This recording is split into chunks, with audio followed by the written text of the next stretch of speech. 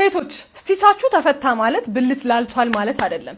ስቲቻችሁ ውጪ ላይ ተፈታ ማለት እዛ አካባቢ ግድግዳ ያዝ ማድረጉ ፍሪክሽኑ ይቀንሳል ማለት አይደለም። የተለያዩ ነገሮች ናቸው። ላስረዳችሁ። ስቲች የምንላት ማለት ነው እዚህ ጋር የማህፀን መግቢያ ያለ እዚህ ጋር ፊንጢጣ አለ።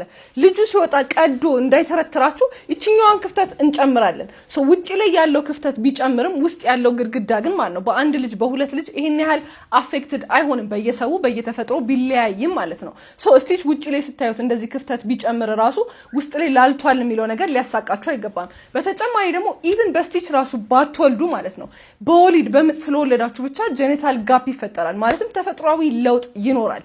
ላስረዳችሁ። ምክንያቱም ልጁ በዛ በኩል ሲወጣ ማለት ነው ጡንቻ ምናምን የሚችለውን ያህል ልጁን ለማስወጣት ስትሬች ያደርጋላ።